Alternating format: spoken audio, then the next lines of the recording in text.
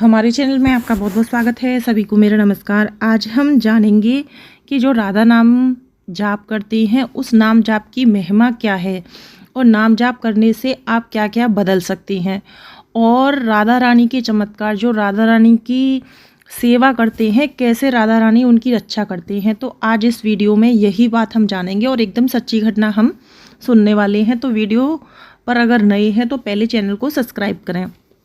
एक पति पत्नी थे जो राधा रानी के अनन्य भक्त थे, राधा रानी की विशेष सेवा करते थे। वो रहने वाले मथुरा के थे, लेकिन राधा रानी के विशेष भक्त थे। बरसाना हर हफ्ते राधा रानी के दर्शन करने जाते थे और घर में राधा रानी, बाल स्वरूप राधा रानी उनके पास थी। तो जब वो पति पत्नी राधा रानी की सेवा करते थे तो उनके घर में आगे बच्चे हुए, उनकी फैमिली बड़ी, परिवार बड़ा हुआ। तो मतलब उनके जो आसपास में चाचा ताऊ, वो सब राधा रानी को इतना मानते थे कि जैसे विशेष भक्त में उनका नाम आता था। राधा रानी के इतने बड़े भक्त थे। लेकिन ये चीज़ वक्त के साथ कम नहीं हुई, क्योंकि जो सच्चे भक्त होते हैं उनका भक्ति होती है या प्यार होता है राधा रानी के लिए, वो वक्त के साथ बढ़ता है। तो वो लोग राधा रानी को इतना मानने लगे कि मथुरा में उनकी बहुत अच्छी कोठी थी और बहुत पैसे वाले थे, बहुत अच्छा परिवार था, पढ़ा लिखा। तो उनने सोचा कि हम यहाँ से बरसाने जाती हैं तो इससे अच्छा है कि हम बरसाने ही रहेंगे, तो रोज़ राधा रानी के दर्शन करने को मिलेंगे। तो सारा परिवार मथुरा से अपना सारा मकान वगैरह सारी चीज़ें बेच कर और बरसाने शिफ्ट हो जाती हैं। वहाँ पर एक घर लेती हैं और वहाँ पर रहती हैं। अब उनका नियम ऐसा हो गया कि रोज़ सुबह दर्शन करके आना राधा रानी के और शाम के दर्शन करके आना।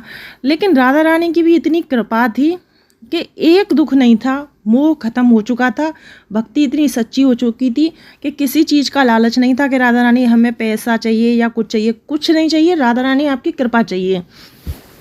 इस तरीके की भक्ति थी उनकी। तो एक दिन ऐसा होता है कि वहाँ पर एक बहुत बड़े संत थे। तो किसी ने उनको बताया कि एक राधा रानी के विशेष भक्त हैं जो बहुत बड़े संत हैं। उनको मतलब वो सारी चीज़ें सब कुछ पहले से बता देती हैं और जो बताती हैं वो एकदम होके रहता है, एकदम सटीक चीज़ें बताती हैं। तो उनने सोचा जब हम बरसाने रह रहे हैं, राधा रानी के दर्शन कर रहे हैं, तो लाओ राधा रानी के भक्त इतने बड़े संत हैं, उनके भी दर्शन कर लें। तो वो सारी परिवार के साथ उनके दर्शन करने जाती हैं। दर्शन करके आते हैं तो संत वहाँ पर राधा रानी के बारे में बात करती हैं कि किशोरी जी कितनी दयालु हैं, कृपालु हैं, अपने भक्त को कभी दुख में नहीं देख सकती, परीक्षा होती हैं लेकिन साथ कभी नहीं छोड़ती हैं। तो इस तरीके से वहाँ पर बात होती है। तो उनको, जो पति पत्नी थे, उनको उन महाराज जी की, संत जी की बातें इतनी अच्छी लगी। उनको लगा कि हमें यहाँ से तो हमें और ज़्यादा भक्ति का मार्ग मिल रहा है, सीखने को मिल रहा है, यहाँ तो हमें रोज़ आना चाहिए। तो उन पति पत्नी ने कहा कि महाराज जी हम आपके पास रोज़ आ सकते हैं। तो महाराज जी का, मेरे तो बहुत शिष्य आती हैं, आप भी आ सकते हैं, आपके लिए भी मना नहीं है, कोई भी आना चाहता है, किसी के लिए मना नहीं है। तो फिर वो वहाँ पर रोज़ जाने लगे। तो एक बार ऐसा हुआ, उनकी दो बेटी थी, एक छोटी बेटी थी और एक बड़ी बेटी थी। तो उनके यहाँ राधा रानी की जैसे भक्ति तो सब लोग करते थे, लेकिन इसके साथ नाम जाप बहुत करते थे कि मतलब सुबह से शाम तक जितना भी समय मिलता था, सबके हाथ में, किसी के हाथ में माला रहती थी। एक काउंटर है जो काउंटर रहता था, और कोई जैसे नोटबुक पर राधा नाम लिखते हैं, मैं राधा नाम नोटबुक पर लिखती हूँ, और जैसे समय मिलता है राधा राधा ऐसे, तो ऐसे करती हूँ। तो उनके यहाँ था कि कोई काउंटर पे, जो छोटी छोटी दोनों लड़कियाँ थीं वो दोनों काउंटर से करती थी, और माता पिता थे वो माला से करते थे घर में, और जो सारे लोग थे कोई ऐसे नोटबुक पे ऐसे लोग करते थे। मतलब उनके यहाँ सब नाम जाप बहुत ज़्यादा करते थे। तो एक बार ऐसा हुआ कि जो संत के पास जाते थे तो संत से उनने कहा, उनकी जो छोटी बेटी थी, तो एक बार वो वहाँ पे ऐसा था, जब तक हम जब बेड पे जगे रहे तो नाम जाप करते करते जब नींद आई, नाम जाप बंद किया, राधा रानी को नमस्कार किया और सो गई। सबका नियम था। तो उनकी जो सबसे छोटी वाली बेटी थी, तो वो नाम जाप करके वो सबसे ज़्यादा भक्त थी। मतलब ये सारे लोग तो थे, लेकिन वो इतनी कर रही भक्त थी कि उसका बस नहा के निकलती थी राधा, मतलब काउंटर से भी करती थी, और अगर काउंटर भी नहीं है राधा राधा राधा, कोई भी काम करती थी राधा राधा राधा, अगर यहाँ तक कि किचन में भी जाती थी राधा राधा राधा। मतलब उसको इतना अभ्यास हो चुका था नाम जप का कि उसके हमेशा मुंह पर राधा नाम ही रहता था। अगर कुछ भी हुआ राधा राधा, इतनी कर्री भक्त हो गई थी वो। इतनी छोटी 12 साल की लड़की थी। तो एक बार वो नाम जाप करके रात में सो रही थी। रात में सोते सोते वो बहुत ही चिल्लाती है। तो उसके घर वाले सभी उसी कमरे में आ जाती हैं। तो चिल्लाते चिल्लाते थोड़ी सी रोने लगती है। रोते रोते और रो जाती है। तो घर वाले पूछते हैं क्या हुआ, ऐसे डर गई, क्या हुआ बेटा, क्या देखा, क्यों परेशान है, बता क्या हुआ। तो एकदम से चुप हो जाती है। मतलब ऐसे बहुत घबराई हुई थी, जाने ऐसा क्या हुआ। तो वो कहती है कि पिताजी अभी मैंने सपना देखा था और सपना इतना सच्चा था कि उस सपने में और सच्चाई में कोई फ़र्क नहीं था। लग ही नहीं रहा था कि वो सपना था, क्योंकि सपना देख के तो मैं नहीं डरती हूँ क्योंकि राधा रानी हमेशा मेरे साथ हैं। लेकिन वो इतनी मतलब इतनी सच्चाई थी। जैसे यहाँ पर मैं सो रही थी तो मैं स्वयं वहाँ पर चल के जा रही थी। मैं सो तो रही थी लेकिन मैं सोई हुई मेरी आत्मा निकलकर चलकर जा रही थी और मेरी आत्मा के साथ ही वो सब चीज़ें हुई हैं। इतनी सटीकता से ये मेरे साथ हुआ, इसलिए मैं इतना तेज चिल्लाई। घर वालों ने पूछा कि ऐसा क्या हुआ, तुम क्यों चिल्लाई। तो वो कहती हैं कि मैं जा रही हूँ, रोड क्रॉस कर रही थी, मैं निकल के जा रही थी, तभी एक वाहन आता है और उससे मेरे पैर कट जाती हैं और मेरे दोनों पैर कट गए हैं। और ये सपना, इसको मैं सपना नहीं मान सकती और ना ही मैं इसको सपना कह सकती हूँ। ये एक सटीकता है, जैसे मतलब मेरा कुछ भोग था जो मेरी आत्मा भोग कर मेरे शरीर में वापस आई है। वो इतनी ज्ञानी लड़की थी, इतनी छोटा बच्चा आप सोचिए ऐसे बात कर लेगा, तो इतनी बढ़िया थी। तो वो डर जाती है। तो 2-3 दिन ऐसी चुप चुप सी रहती है कि ऐसा क्यों हुआ, ऐसा क्यों हुआ। मैं तो इतना नाम जाप करती हूँ, राधा रानी को मानती हूँ, कभी किसी के साथ बुरा नहीं करती, गलत नहीं करती, लेकिन ऐसा कैसे। तभी उसके माँ बाप उसको संत जी के पास, जो संत थे उनके पास लेके जाती हैं कि बेटा ऐसा करो, यहाँ पे जो संत हैं जिनके यहाँ हम जाते हैं, आज तुम भी हमारे साथ दर्शन करने चलो। हो सकता है तुम्हारा जो सवाल है उसका जवाब तुम्हें वहाँ से मिल जाएगा, क्योंकि हम भी ये बात समझ नहीं पा रहे हैं कि ऐसा क्यों हुआ। चलो वहाँ पर चलते हैं। तो बेटी तैयार हो जाती है, उसके 1-2 बेटी थी ना, दोनों तैयार हो जाती हैं। तो वहाँ संत को जाके नमस्कार करती हैं, वहाँ पर बैठ जाती हैं। तो वो बैठ जाती हैं तो वो लड़की सारी बात अपनी बताती है। तो उनके पिता कहते हैं कि तब से ये थोड़ी चुप चुप सी हो गई है, क्योंकि ये कह रही है कि इसके सपने में और उस चीज़ में इतनी सटीकता थी कि जैसे ये वह चीज़ ये खुद सपने में करके आई है। इसका मतलब क्या है संत जी, इस बात के पीछे क्या राज छुपा है। तो संत जी उस लड़की को देखते हैं, बोले ये लड़की तो आपकी बहुत नाम जाप करती है, ये तो विशेष भक्त है राधा रानी की। फिर देखते हैं कि इसके जो पिछले जन्म के कर्म थे, राधा रानी हमारा साथ देती हैं, हमारे साथ कुछ गलत नहीं होने देती।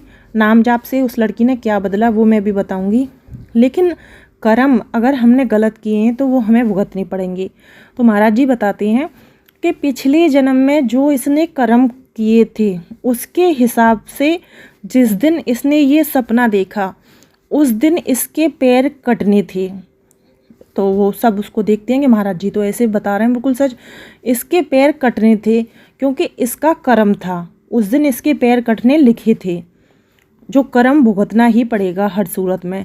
लेकिन ये राधा रानी का इतना नाम जाप कर चुकी है, राधा रानी की इतनी विशेष भक्त बन चुकी है, क्योंकि आप लोगों ने यहाँ मुझे बताया कि आप शुरू से राधा नाम जाप करती हैं और आपकी बेटियां भी जब से बचपन से पैदा हुई हैं आपने यही सिखाया है कि जितना हो सके नाम जाप करो।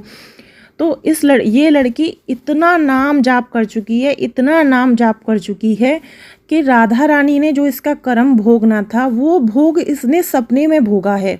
मतलब इसके पैर तो कटने थे लेकिन वो चीज़ सपने में हुई है, क्योंकि इस पे नाम जाप का ज़्यादा प्रताप था बजाय कर्म के।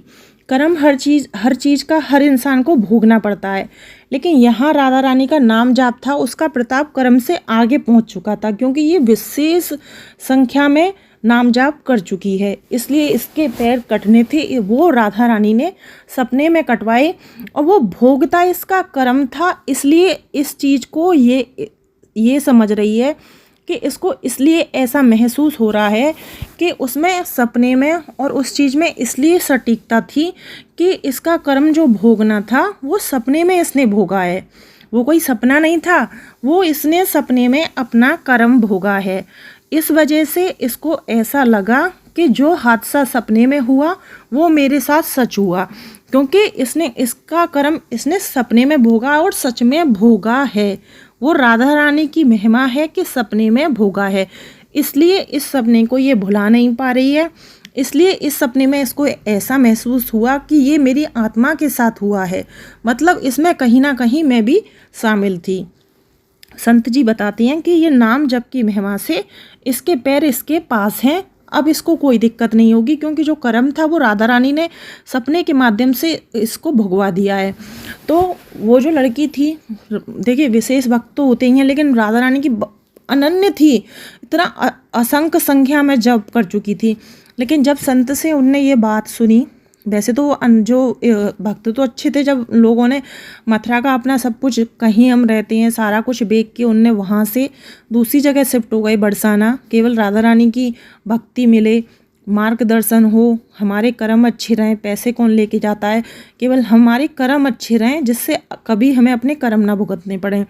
तो महाराज जी, उन सब ने पूछा कि महाराज जी क्या ये जिस तरीके से इसके साथ ऐसा हुआ है, क्या नाम जाप से ऐसा हो जाता है कि हमारे साथ कुछ बुरा होने वाला हो और हमने इतना नाम जाप कर लिया हो? तो महाराज जी कहते हैं कि जो हमारे कर्म होते हैं उनको भुगतते तो हम ही हैं। ऐसा होता है जैसे बड़ी बड़ी बीमारियां हो जाती हैं, बहुत बीमारियां हो जाती हैं, लेकिन आदमी धीरे धीरे कष्ट भी भोगता है लेकिन चलता भी रहता है। जैसे किसी के छोटे बच्चे हैं या फिर किसी की माँ है या कुछ है, उन पर जिम्मेदारियाँ हैं। तो राधा रानी पूर्ण तो भाई कर्म जब किया है तो भुगतना पड़ेगा, लेकिन राधा रानी हमारे ऊपर इतना हाथ रख देती हैं कि जब तक हम अपनी जिम्मेदारी पूरी नहीं कर देते, इतना समय हमें ज़रूर मिलता है। और राधा रानी के प्रताप से हल्की बहुत तो असर रहता है, लेकिन राधा रानी के प्रताप से हमें इतना समय मिल जाता है कि हम अपनी पूरी जिम्मेदारी कर सकें। अपने जो जीवन के कष्ट हैं उनको नाम जप से हम 90% हटा सकते हैं। 90% कष्ट हट जाते हैं, 10% इसलिए क्योंकि कर्म इंसान गलत करता है तो उसे थोड़ा बहुत तो गलत भोगना ही पड़ेगा। अगर पूरा ही हट जाएगा तो इंसान गलत करके भी सही कर सकता है। लेकिन राधा रानी की महिमा इतनी है, आप कितने भी पाप कर चुके हैं, कितने भी पाप आपने किया है, कितने भी गलती हुई है या कुछ भी, लेकिन नाम जाप से सारे पाप हमारे हट जाते हैं। लेकिन अगर आप नाम जाप कर रहे हैं तो आपको सारी चीज़ें छोड़नी पड़ेंगी। ये नहीं कि पहले आपने कुछ किया फिर नाम जाप कर लिया और उसके बाद फिर आपने सोचा नाम जाप कर लूँगा, ऐसा नहीं है। जब भी आप नाम जाप की शुरुआत करें तो सारी चीज़ें छोड़ दें कि राधा रानी पूर्ण समर्पण पर अपने अंदर लाएं और उसके बाद राधा रानी से कहें अब हम आपके द्वार हैं, आपको संभालना है, आप देख लीजिए जितनी भी गलती पाप हुए हैं उनकी क्षमा हम आपसे मांगते हैं, आगे से हम कोई गलती नहीं करेंगे और कुछ भी नहीं करेंगे। ऐसा समर्पण करके तब नाम जाप करेंगे तो उसका हमें विशेष लाभ मिलता है। अगर इस तरीके से नाम जाप कोई कर रहा है तो आप ज़्यादा से ज़्यादा सबसे कहिए कि जितना हो सके। बहुत से लोग ऐसा होता है कि विग्रह की सेवा घर में नहीं ला पाते हैं, विग्रह की सेवा नहीं कर पाती हैं, दर्द है या फिर कोई दिक्कत है या ऐसी सिचुएशन जॉब वाले लोग होती है, तो आप नाम जाप तो कहीं भी कर सकते हैं। आप कहीं भी बैठे हैं, वहीं बैठे बैठे राधा नाम आप कर सकती हैं। तो नाम जाप में इतना शक्तिशाली होता है नाम जाप कि आप कुछ दिनों करके देखें, आपको खुद ही फ़र्क महसूस हो जाएगा। तो नाम जाप की जो महिमा है वो एक मैंने महिमा आपको बताई है। आगे आप सुनना चाहते हैं और ऐसी ही बातें तो उसके लिए चैनल को सब्सक्राइब करें और वीडियो को लाइक शेयर अवश्य करें और कमेंट बॉक्स में राधा राधा नाम अवश्य लिखें।